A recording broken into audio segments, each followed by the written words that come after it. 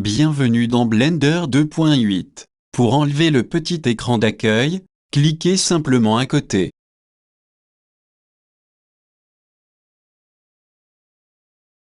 Voici les différents onglets qui consistent à des zones de travail. En passant, l'interface Windows sera identique. Ne vous en faites pas.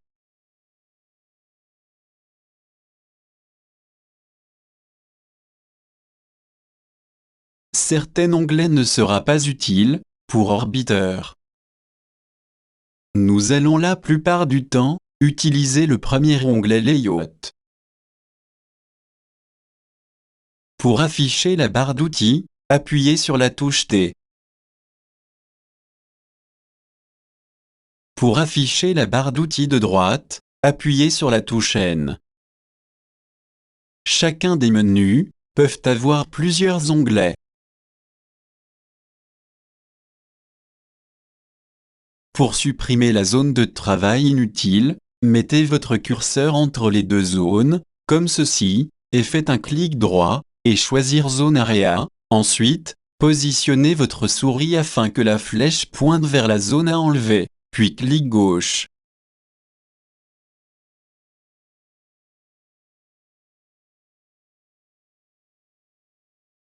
À droite, nous avons ce qu'on appelle le outliner.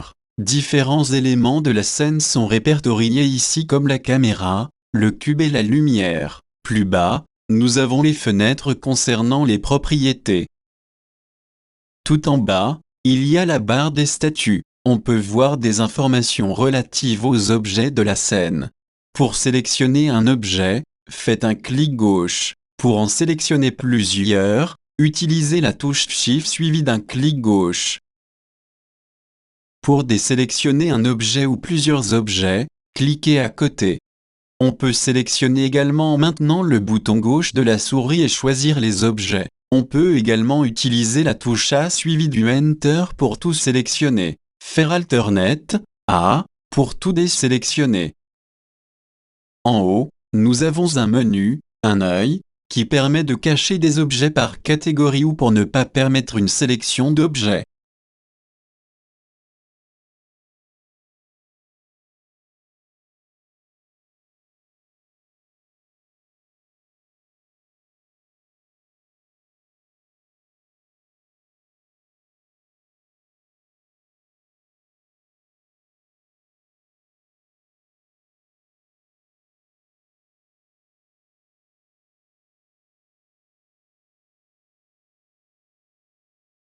À côté, il y a le menu concernant le gizmo. Les gizmos 3D vous permettent d'interagir avec les objets de la scène. Le menu suivant concerne la grille. En cliquant dessus, on omet l'affichage de la grille. Plusieurs autres paramètres y figurent.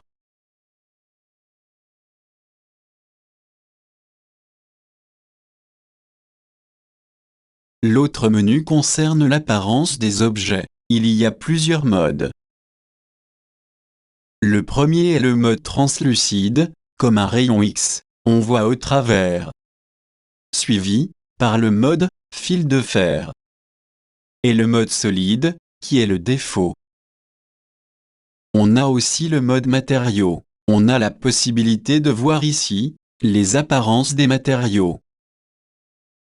Le dernier mode est le mode rendu. On peut voir ce que ressemble un objet avec ses textures ou ses matériaux ajoutés.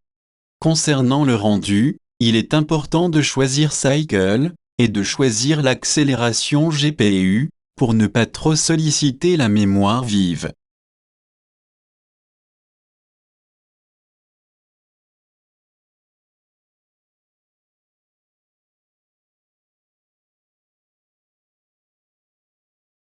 Grâce à la touche Z, les différents modes sont accessibles avec un menu rapide.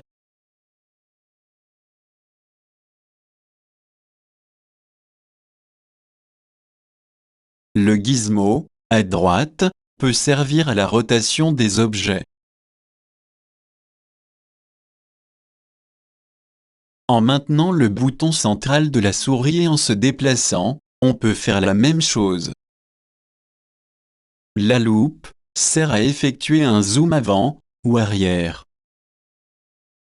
faire CTRL+, et en maintenant le bouton central de la souris, est similaire. La main sert au déplacement. Faire Shift plus maintenir le bouton central fait la même chose.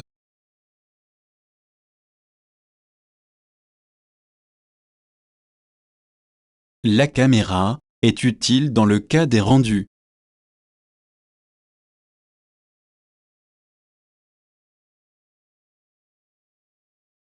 Une rotation provoque un arrêt de la vue caméra.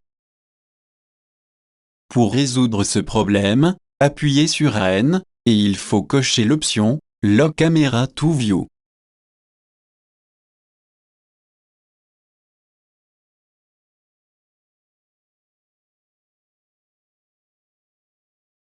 Ainsi, en choisissant la caméra, ce problème de rotation est résolu.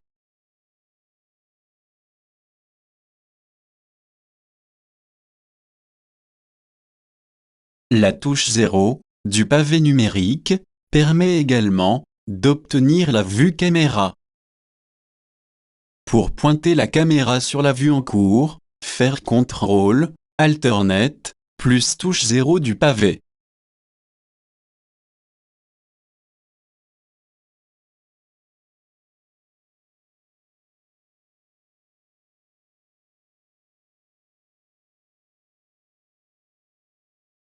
Pour changer de user, perspective, à user orthographique, appuyez sur la grille, à droite.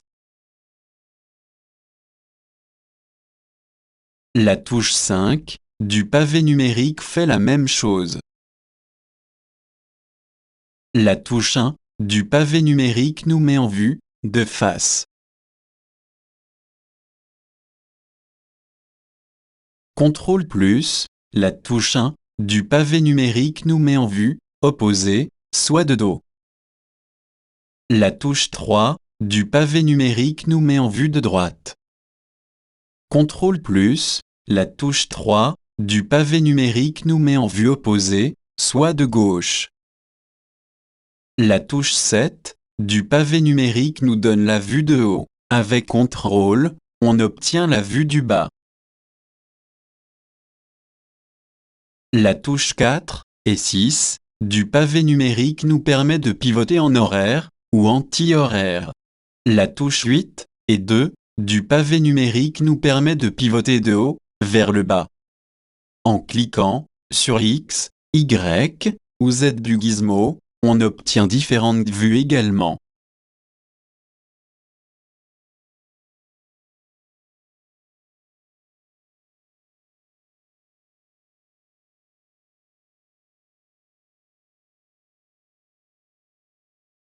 Pour détruire un objet sélectionné, faites clic droit puis Delete, ensuite Enter. En passant CTRL Z, permet d'annuler le dernier changement. On peut faire X, suivi de Enter, pour détruire également. Nous allons maintenant voir les éléments du menu de gauche. Le premier élément permet la sélection. On peut sélectionner de différentes façons, en utilisant différents outils.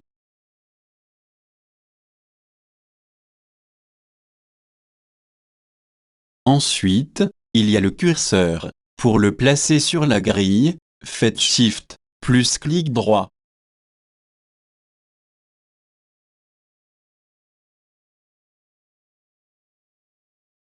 Faites Shift plus C pour centrer le curseur sur l'origine de la grille.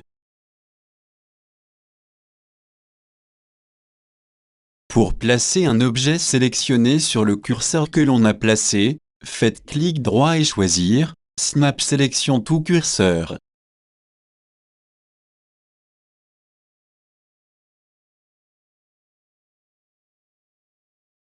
Pour placer le curseur sur un objet sélectionné, faites clic droit et choisir Snap Cursor to Selected.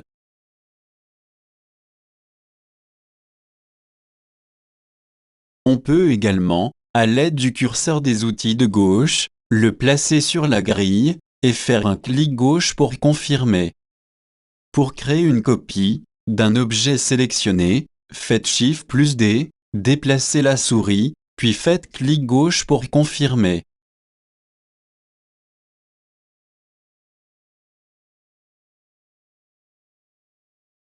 Pour ajouter un objet, comme le cône, là où est le curseur, faites Shift+A, puis choisir Add Mesh, puis cône.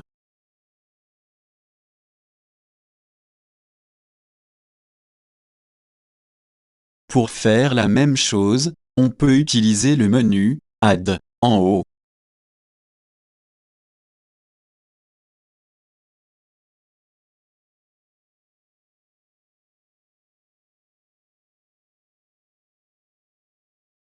À l'aide de la touche G, et en déplaçant un objet sélectionné, et en cliquant à gauche, on réalise un déplacement. À l'aide de la touche G, suivie des lettres X, Y ou Z, on réalise un déplacement sur l'axe X, Y ou Z.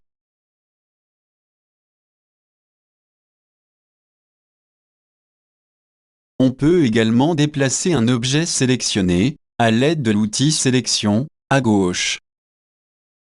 Pour annuler tout déplacement d'un objet, faites Alternate, plus G.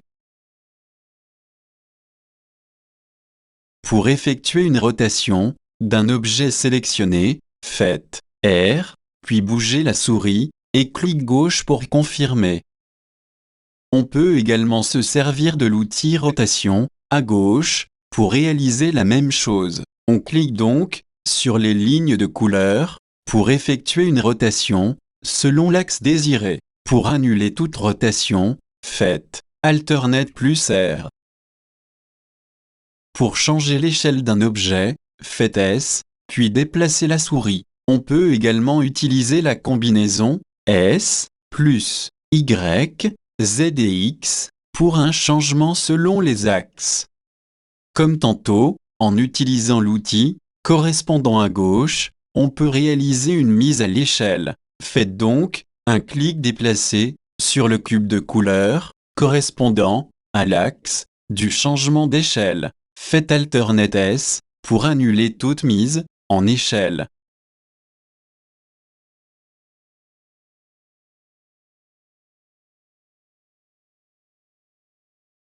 À gauche, un outil intéressant nous permet d'effectuer toutes ces transformations. Les flèches pour déplacer, les cubes pour la mise en échelle, et les lignes pour une rotation, toujours selon les axes.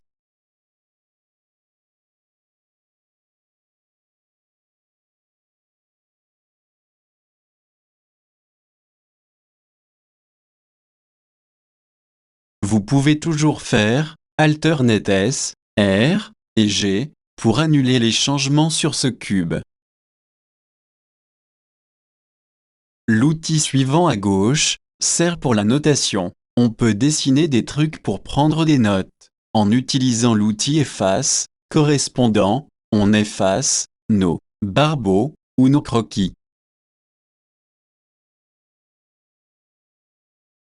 L'outil de mesure à gauche permet de mesurer des objets en cliquant, puis en déplaçant la souris, puis en cliquant à gauche pour confirmer. On obtient une mesure. Plusieurs mesures peuvent s'effectuer. Pour détruire les mesures, cliquez sur une extrémité de cette mesure, puis appuyez sur la touche X.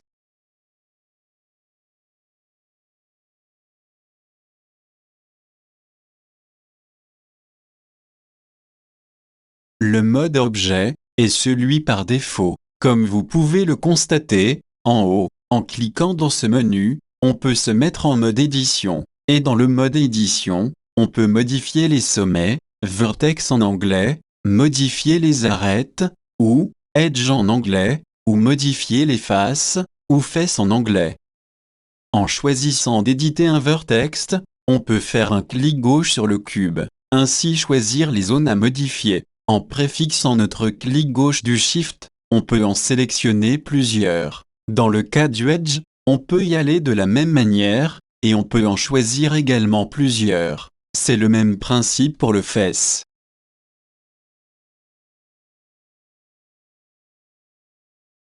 Imaginons que nous désirons modifier une face. On peut lui appliquer une rotation, une mise en échelle, ou un déplacement grâce aux touches R, S et G.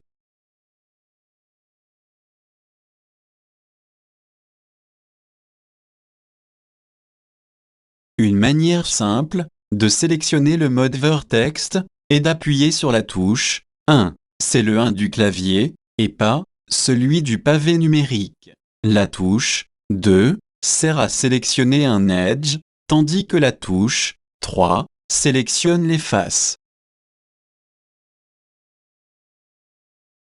Pour être dans les trois modes, en même temps, on maintient la touche Shift enfoncée, puis on clique sur 1, 2, 3, selon le cas, afin d'avoir les trois sélecteurs en surbrillance. Pour n'avoir qu'un mode, on clique sur le nombre de votre choix.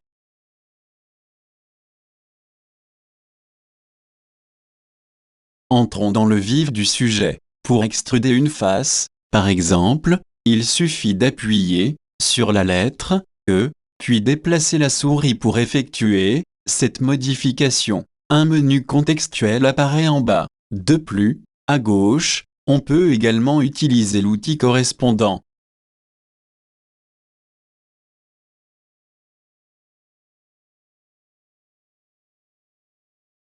Pour incruster une face, Inset, en anglais, il suffit d'utiliser la lettre I, puis déplacer la souris pour effectuer cette modification. Également, un menu contextuel apparaît. Ainsi, à gauche, on peut également utiliser l'outil correspondant. Pour faire un biseau, bevel, en anglais, on doit donc appuyer sur CTRL plus B, puis déplacer la souris, afin de réaliser cette modification. Également, un menu contextuel apparaît.